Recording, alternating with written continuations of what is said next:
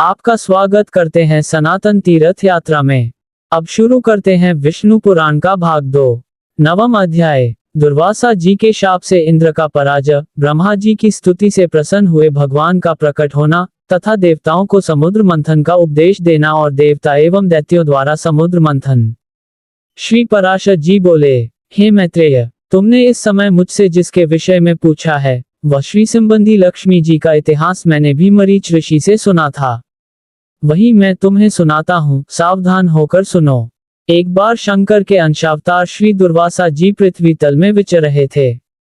घूमते घूमते उन्होंने एक विद्याधरी के हाथों में संतान पुष्पों की एक दिव्य माला देखी। हे ब्राह्मण, उसकी गंध से सुवासित होकर वह वनवासियों के लिए अति सेवनीय हो रहा था। तब उन उन्मत्त वृत्ति वाले विप्र ने वह सुंदर माला देखकर उसे उस विद्याधर सुंदरी से मांगा। उनके मांगने पर उस बड़े बड़े नेत्रों वाली कुशांग विद्याधरी ने उन्हें आदर पूर्वक प्रणाम कर वह माला दे दी। हे मैत्रेय, उन उन्मत्त वेशधारी विप्र ने उसे लेकर अपने मस्तक पर डाल लिया और पृथ्वी पर विचरण करने लगे। इसी समय उन्होंने उन्मत्त ऐरावत पर चढ़कर देवताओं के साथ आते हुए त्रैलोक्य अधिपति शचीपति इंद्र को देखा। उन्हें देखकर मुनिवत दुर्वासा ने उन्मत्त के समान वह मतवाले भ्रमरों से गुंजायमान माला अपने सिर पर से उतारकर देवराज इंद्र के ऊपर फेंक दी। देवराज ने उसे लेकर ऐरावत के मस्तक पर डाल दिया। उस समय वह ऐसी सुशोभित हुई मानो कैलाश पर्वत के शिखर पर श्री गंगा जी विराजमान हो। उस मधुमत हाथी ने भी उसकी गंध से आकर्षित होकर उसे सूंड से सूंघकर पृथ्वी पर फेंक दिया। हे मैत्रेय, ये देखकर मुनिश्रेष्ठ भगवान दुर्वासा जी अति क्रोधित हुए और देवराज इंद्र से इस प्रकार बोले। दुर्वासा जी ने कहा, अरे ऐश्वर्य के मद से दूषित चित्त वाले इंद्र, तू बड़ा ढीठ है। तूने मेरी दी हुई संपूर्ण शोभा के धाम इस माला का कुछ भी आदर नहीं किया। अरे, तूने न तो प्रणाम करके बड़ी कृपा की और न ही हर्ष से प्रसन्न होकर उसे अपने सिर पर रखा। रे मूर्ख, तूने मेरी दी हुई माला का कुछ भी मूल्य नहीं समझा, इसलिए तेरा त्रिलोकी का वैभव नष्ट हो जाएगा। इंद्र, निश्चय ही तू मुझे अन्य ब्राह्मणों के समान ही समझता है, इसीलिए तुझ अति अभिमानी ने हमारा इस प्रकार अपमान किया है। अच्छा, तूने मेरी दी हुई माला को पृथ्वी पर फेंका है, इसलिए तेरा ये त्रिभुवन भी शीघ्र ही श्रीहीन हो जाएगा। रे देवराज, जिसके क्रोध होने पर संपूर्ण चराचर जगत भयभीत हो जाता है, उस मेरा ही तूने गर्व से इस प्रकार अपमान किया। श्री पराशर जी बोले। तब इंद्र ने तुरंत ही ऐरावत हाथी से उतरकर निष्पाप मुनिवत दुर्वासा जी को अनुनय विनय करके प्रसन्न करने का प्रयास किया। परंतु उसके प्रणाम करने से प्रसन्न होकर भी मुनिश्रेष्ठ दुर्वासा जी उससे इस प्रकार कहने लगे। दुर्वासा जी बोले, इंद्र, मैं कृपालुचित नहीं हूँ, मेरे अंतःकरण में क्षमा को स्थान नहीं है। वे मुनिजन तो और ही हैं, पर तुम समझ लो कि मैं दुर्वासा हूँ। गौतम आदि अन्य मुनियों ने व्यर्थ ही तुझे इतना मान सम्मान दे दिया, पर याद रख, मेरा स्वभाव ही क्षमा न करना है। दया मूर्ति वशिष्ठ आदि के बार बार स्तुति करने से तू इतना अहंकारी हो गया कि आज मेरा भी अपमान करने चला है। अरे, आज त्रिलोकी में ऐसा कौन है जो मेरे प्रज्वलित जटा कलाप और टेढ़ी भरिकुटी को देखकर भयभीत न हो जाए। रे शठ, तू बार बार अनुनय विनय करने का ढोंग क्यों करता है? इस कहने सुनने से क्या होगा? मैं क्षमा नहीं कर सकता। श्री पराशर जी बोले, हे ब्राह्मण, इस प्रकार कहकर वह विप्र वहां से चले गए और इंद्र भी ऐरावत पर चढ़कर अमरावती को लौट गए। हे मैत्रेय, तभी से इंद्र सहित तीनों लोक वृक्ष लता आदि के क्षीण हो जाने से श्रीहीन और भ्रष्ट होने लगे।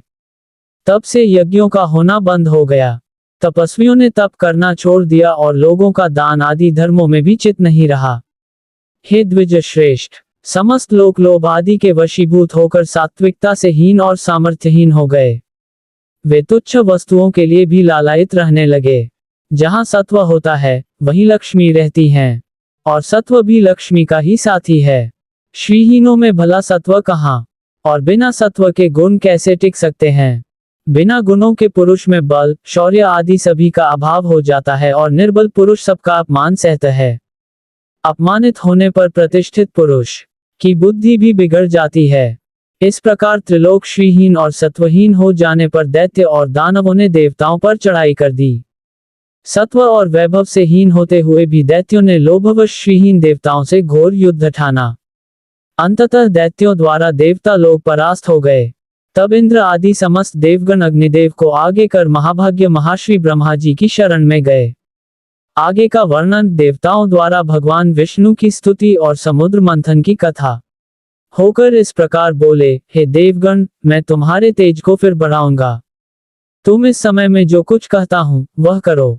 तुम दैत्यों के साथ संपूर्ण औषधियों को लाकर अमृत के लिए क्षीर सागर में डालो और मंद्राचल को मथानी तथा वासुकी नाग को नेति बनाकर उसे दैत्य और दानवों के सहित मेरी सहायता से मत कर अमृत निकालो।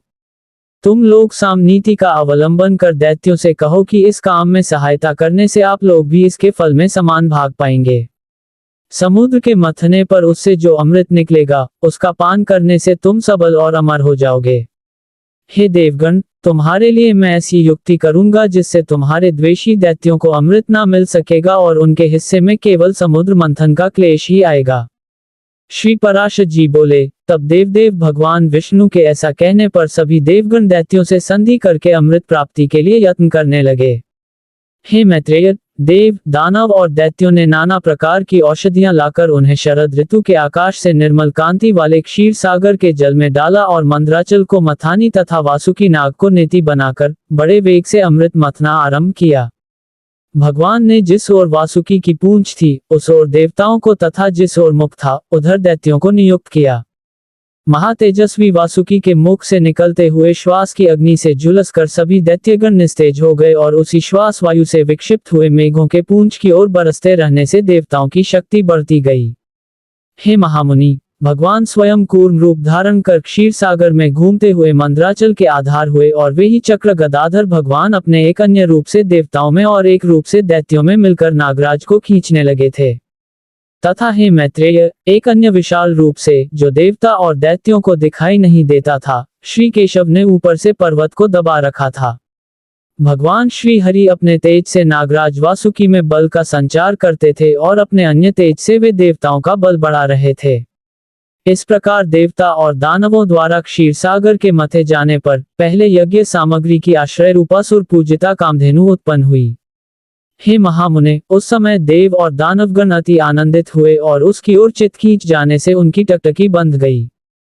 फिर स्वर्गलोक में यह क्या है, यह क्या है, इस प्रकार चिंता करते हुए सिद्धों के समक्ष मद से घूमते हुए नेत्रों वाली वारुणी देवी प्रकट हुई और पुनः मंथन करने पर उस क्षीर सागर से अपनी गंध से त्रिलोकी को सुगंधित करने वाला तथा सुर सुंदरियों का आनंद वर्धक कल्प वृक्ष उत्पन्न हुआ। हे मैत्रेय, तत्पश्चात क्षीर सागर से रूप और उदारता आदि गुणों से युक्त अति अद्भुत अप्सराएं प्रकट हुईं। फिर चंद्रमा प्रकट हुआ जिसे महादेव जी ने ग्रहण कर लिया। इसी प्रकार क्षीर सागर से उत्पन्न हुए विष को नागों ने ग्रहण किया।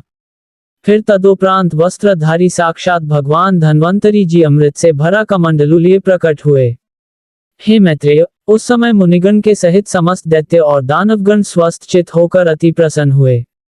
उसके पश्चात विकसित कमल पर विराजमान स्फुट कांति में श्री लक्ष्मी देवी हाथों में कमल पुष्प धारण किए क्षीर सागर से प्रकट हुईं। उस समय महर्षिगण अति प्रसन्नता पूर्वक श्री सूक्त द्वारा उनकी स्तुति करने लगे तथा विश्वावसु आदि गंधर्वगण उनके सम्मुख गान और घृताची आदि अप्सराएं नृत्य करने लगी। उन्हें अपने जल से स्नान कराने के लिए गंगा आदि नदियां स्वयं उपस्थित हुईं और दिग्गजों ने सुवर्ण कलशों में भरे हुए उनके निर्मल जल से सर्वलोक महेश्वरी श्री लक्ष्मी देवी को स्नान कराया। क्षीर सागर ने मूर्तिमान होकर उन्हें विकसित कमल पुष्पों की माला दी तथा विश्वकर्मा ने उनके अंग प्रत्यंग में विविध आभूषण पहनाए। इस प्रकार दिव्य माला और वस्त्र धारण कर, दिव्य जल से स्नान कर, दिव्य आभूषणों से विभूषित हो लक्ष्मी जी संपूर्ण देवताओं के देखते देखते श्री विष्णु भगवान के वक्षस्थल में विराजमान हुई। हे मैत्रेय, श्री हरि के वक्षस्थल में विराजमान श्री लक्ष्मी जी का दर्शन कर देवताओं को अकस्मात अत्यंत प्रसन्नता प्राप्त हुई। और हे महाभाग्य, श्री से परित्यक्त होने के कारण भगवान विष्णु के विरोधी विप्रचित्ति आदि दैत्यगण परम उद्विग्न हुए। तब उन महाबलवान दैत्यों ने श्री धन्वंतरी जी के हाथ से वह कमंडल छीन लिया जिसमें अति उत्तम अमृत भरा हुआ था। अतः मोहिनी रूपधारी भगवान विष्णु ने अपनी माया से दानवों को मोहित कर उनसे वह कमंडलू लेकर देवताओं को दे दिया। तब इंद्र आदि देवगण उस अमृत को पी गए। इससे दैत्य लोग अति तीखे खड्ग आदि शस्त्रों से सुसज्जित होकर उनके ऊपर टूट पड़े। किंतु अमृतपान के कारण बलवान हुए देवताओं द्वारा मारे काटे जाकर दैत्यों की संपूर्ण सेना दिशा विदिशाओं में भाग गई और कुछ पाताल लोक में भी चली गई। फिर देवगण प्रसन्नता पूर्वक शंख चक्र गदाधारी भगवान को प्रणाम कर पहले ही के समान स्वर्ग का शासन करने लगे। हे मुनि श्रेष्ठ, उस समय से प्रखर तेजोयुक्त भगवान सूर्य अपने मार्ग से तथा अन्य तारागण भी अपने अपने मार्ग से चलने लगे। सुंदर दीप्तिशाली भगवान अग्निदेव अत्यंत प्रज्वलित हो उठे और उसी समय से समस्त प्राणियों की धर्म में प्रवृत्ति हो गई। हे द्विजोत्तम, त्रिलोकी श्री संपन्न हो गई और देवताओं में श्रेष्ठ इंद्र भी पुनः श्रीमान हो गए। तदनंतर इंद्र ने स्वर्ग लोक में जाकर फिर से देव राज्य पर अधिकार पाया और राज सिंहासन पर आरूढ़ होकर श्री लक्ष्मी जी की स्तुति की। भृगु, अग्नि और पितरों की संतान का वर्णन। श्री मैत्रेय जी बोले, हे मुने, मैंने आपसे जो कुछ पूछा था वह सब आपने वर्णन किया। अब भृगु जी की संतान से लेकर संपूर्ण सृष्टि का मुझसे वर्णन कीजिए। पराशर जी बोले, भृगु जी के द्वारा ख्याति से विष्णु पत्नी लक्ष्मी जी और धाता विधाता नामक दो पुत्र उत्पन्न हुए। महात्मा मेरु को आयति और नियति नाम की कन्याएं हुईं।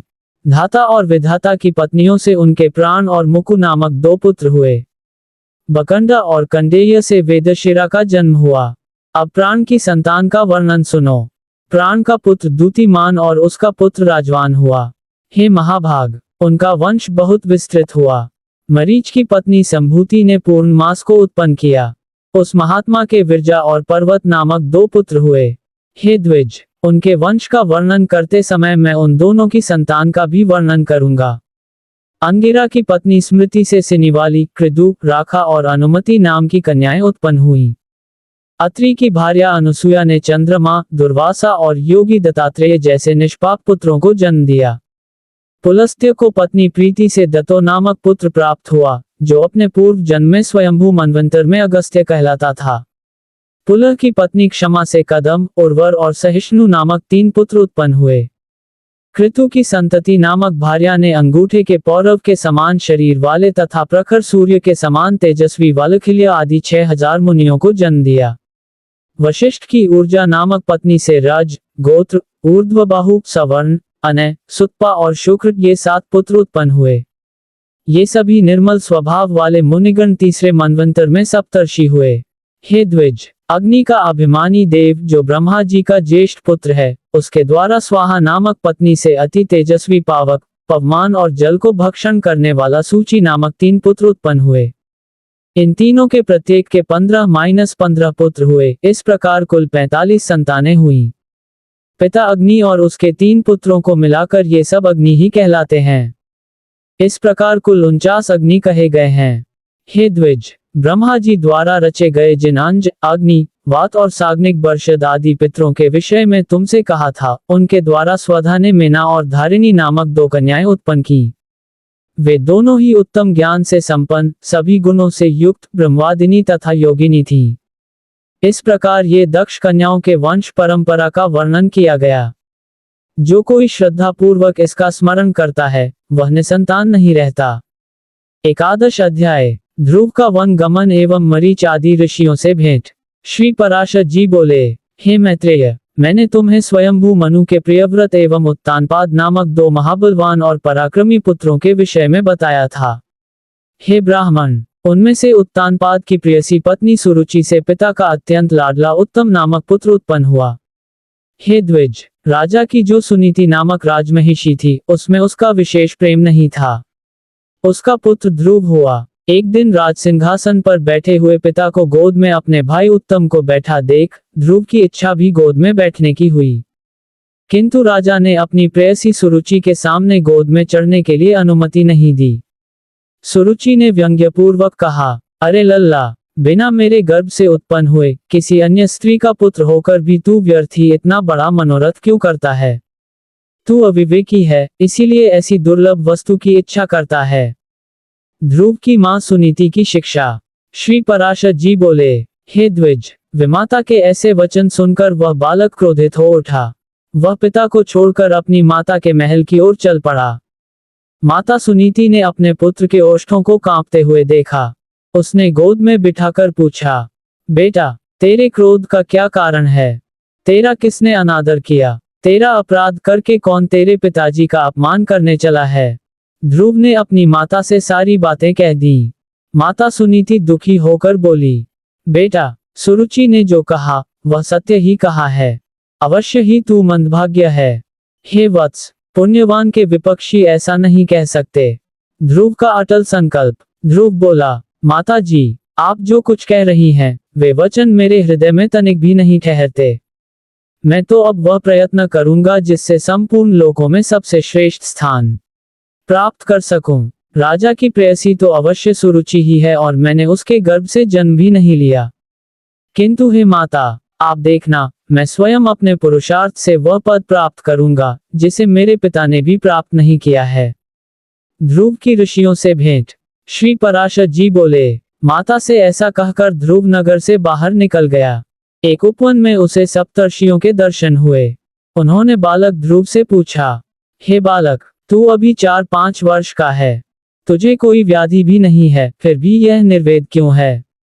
ध्रुव ने अपनी पीड़ा बताई।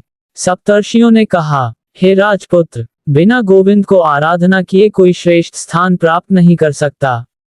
अतः तू श्री अच्युत की आराधना कर।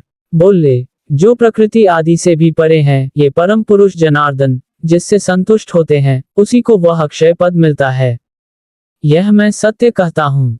अंगिरा बोले, यदि तू अग्रस्थान का इच्छुक है, तो जिन अवमा अकत में यह संपूर्ण जगत ओतप्रोत है, उन गोविंद की ही आराधना कर। पुलस्त्य बोले, जो परब्रह्म, परम धाम और पर स्वरूप हैं, उन हरि की आराधना करने से मनुष्य अति दुर्लभ मोक्ष पद को भी प्राप्त कर लेता है। पुल बोले, हे सुव्रत, जिन जगतपति की आराधना से इंद्र ने उत्तम इंद्र पद प्राप्त किया है, तू उन यज्ञपति भगवान विष्णु की आराधना कर। कृतु बोले, जो परम पुरुष, यज्ञ और योगेश्वर हैं, उन जनार्दन के संतुष्ट होने पर कौन सी वस्तु दुर्लभ रह सकती है?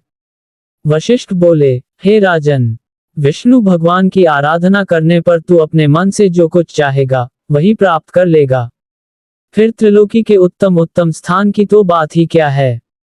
ध्रुव ने कहा, हे महर्षिगण, मुझ विनीत को आपने आराध्य देव तो बता दिया, अब उसको प्रसन्न करने के लिए मुझे क्या जपना चाहिए, ये बताए। उस महापुरुष की मुझे जिस प्रकार आराधना करनी चाहिए, वह आप लोग मुझसे प्रसन्नता पूर्वक कहिए। ऋषिगण बोले, हे राजकुमार, विष्णु भगवान की आराधना में तत्पर पुरुषों को जिस प्रकार उनकी उपासना करनी चाहिए, वह तू हमसे यथावत श्रवण कर। मनुष्य को चाहिए कि पहले संपूर्ण बाह्य विषयों से चित्त को हटाए और उसे एकमात्र उन जगदाधार में ही स्थिर कर दे। हे राजकुमार, इस प्रकार एकाग्रचित होकर तन्मय भाव से जो कुछ जपना चाहिए, वह सुन। ओम हिरण्यगर्भ, पुरुष प्रधान और अव्यक्त रूप, शुद्ध ज्ञान स्वरूप वासुदेव को नमस्कार है।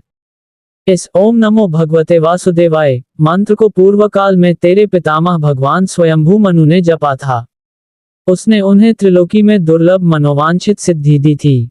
उसी प्रकार तू भी इसका निरंतर जप करता हुआ श्री गोविंद को प्रसन्न कर। 12वां अध्याय। ध्रुव की तपस्या से प्रसन्न हुए भगवान का आविर्भाव और उसे ध्रुव पद दान। श्री पराशर जी बोले, हे मैत्रेय, ये सब सुनकर राजपुत्र ध्रुव उन ऋषियों को प्रणाम कर उस वन से चल दिया। और हे द्विज, अपने को कृतकृत्य सा मानकर वह यमुना तटवर्ती अति पवित्र मधु नामक वन में आया। आगे चलकर उस वन में मधु नामक दैत्य रहने लगा था, इसलिए वह इस पृथ्वी तल में मधुवन नाम से विख्यात हुआ। जिस मधुवन में निरंतर देवदेव श्री हरि की सन्निधि रहती है, उसी सर्व पापहारी तीर्थ में ध्रुव ने तपस्या की। मरीचि आदि मुनीश्वरों ने उसे जिस प्रकार उपदेश किया था, उसने उसी प्रकार अपने हृदय में विराजमान निखिल देवेश्वर श्री विष्णु भगवान का ध्यान करना आरंभ किया। इस प्रकार, हे विप्र, अनन्यचित होकर ध्यान करते रहने से उसके हृदय में सर्वभूत भगवान हरि सर्वतोभाव से प्रकट हुए। हे मैत्रेय, योगी ध्रुव के चित्त में भगवान विष्णु के स्थित हो जाने पर सर्वभूतों को धारण करने वाली पृथ्वी उसका भार न संभाल सकी। उसके बाएं चरण पर खड़े होने से पृथ्वी का बायां आधा भाग झुक गया और फिर दाएं चरण पर खड़े होने से दायां भाग झुक गया। और जिस समय वह पैर के अंगूठे से पृथ्वी को दबाकर खड़ा हुआ, तो पर्वतों के सहित समस्त भूमंडल विचलित हो गया। हे महामुनि, उस समय नदियां, पर्वत और समुद्र आदि सभी अत्यंत क्षुब्ध हो गए, और उनके क्षोभ से देवताओं में भी बड़ी हलचल मची। हे मैत्रेय, तब यम नामक देवताओं ने अत्यंत व्याकुल हो इंद्र के साथ परामर्श कर उसके ध्यान को भंग करने का आयोजन किया। इंद्र की माया और ध्रुव की अदिता। हे महामुनि, इंद्र के साथ अति आतुर कुष्मान नामक उपदेवताओं ने नाना रूप धारण कर उसकी समाधि भंग करना आरंभ किया। उस समय माया से रची हुई उसकी माता सुनीति नेत्रों में आंसू भरे उसके सामने प्रकट हुई और करुणा युक्त वचन बोलने लगी, बेटा, तू शरीर को गलाने वाले इस भयंकर तप का आग्रह छोड़ दे। मैंने बड़ी बड़ी कामनाओं द्वारा तुझे प्राप्त किया है। अरे, मुझ अकेली अनाथा दुखिया को सौत के कटु वचनों से छोड़ देना तुझे उचित नहीं है। लेकिन हे मैत्रेय, भगवान विष्णु में चित्त स्थिर रहने के कारण ध्रुव ने उसे आंसुओं से भरी आंखों के साथ भी नहीं देखा। इसके बाद भय उत्पन्न करने के लिए अनेकों मायावी राक्षस प्रकट हुए, जिनके मुखों से अग्नि की लपटें निकल रही थीं। वे अस्त्र शस्त्र लेकर उसके सामने आ गए और भयंकर कोलाहल करने लगे। किंतु वह भक्तचित बालक एकाग्रचित से निरंतर अपने आश्रयभूत विष्णु भगवान को ही देखता रहा। उसने किसी की ओर दृष्टिपात भी नहीं किया। भगवान विष्णु का प्रकट होना।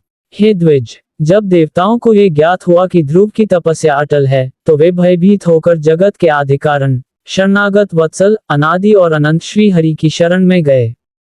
देवताओं ने कहा, हे देवाधिदेव, यह बालक दिन प्रतिदिन तपस्या से उन्नत हो रहा है, कृपा कर इसे तप से निवृत्त कीजिए। श्री भगवान बोले, हे सुरगण, इसे किसी इंद्र, सूर्य, वरुण, कुबेर या चंद्रमा के पद की अभिलाषा नहीं है। इसकी जो भी इच्छा है मैं उसे पूर्ण करूंगा। तुम निश्चिंत होकर अपने अपने स्थानों को जाओ।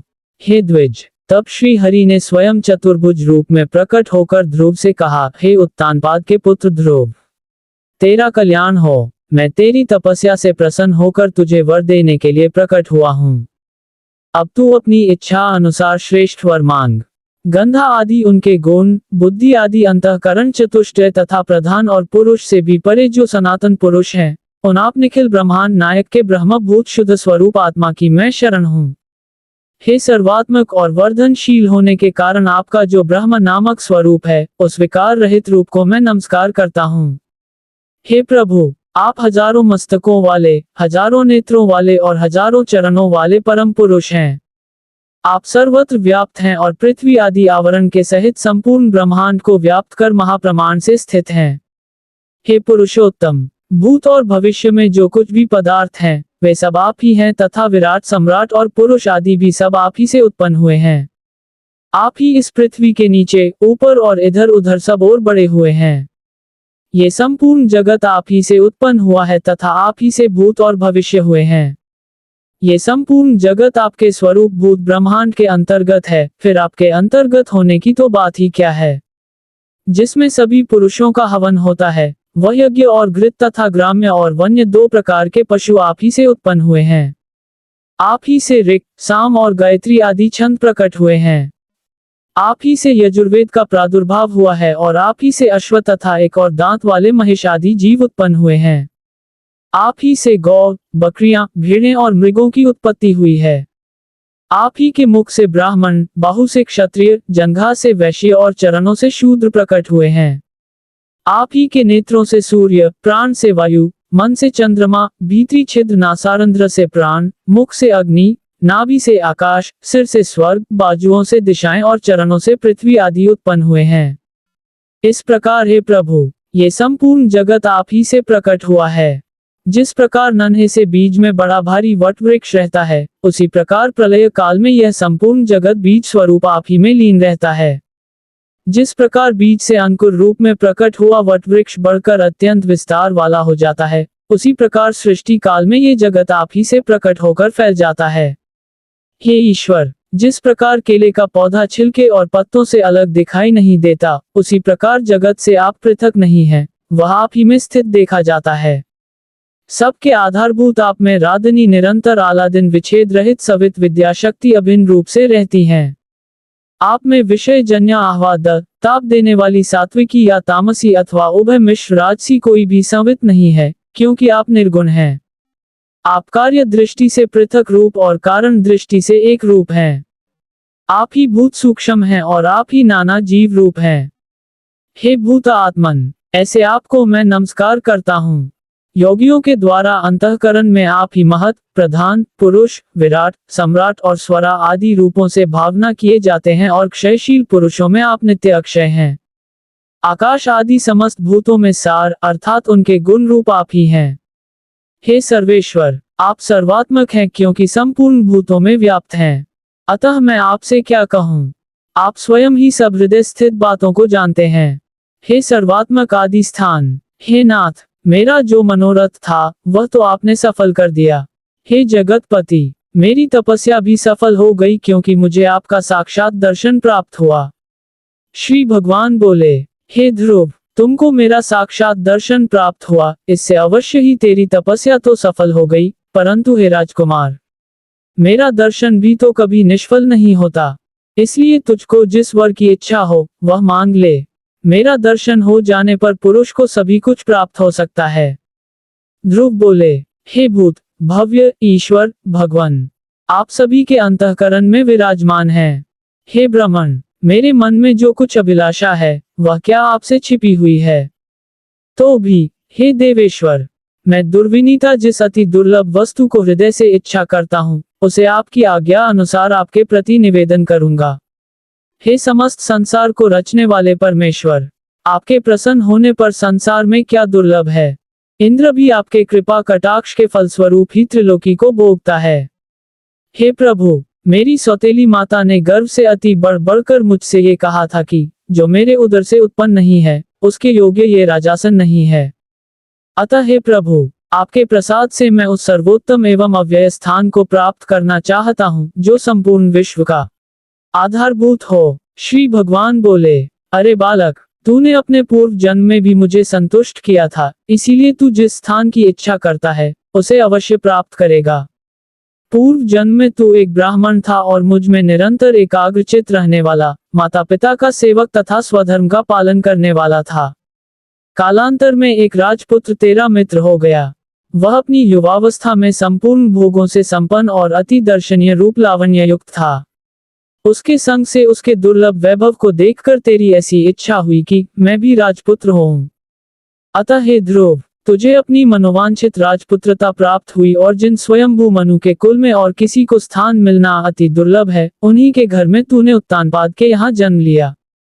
हे बालक, और लोगों के लिए ये स्थान कितना ही दुर्लभ हो, परंतु जिसने मुझे संतुष्ट किया है उसके लिए यह अत्यंत तुच्छ है। मेरी आराधना करने से तो मोक्ष पद भी तत्काल प्राप्त हो सकता है।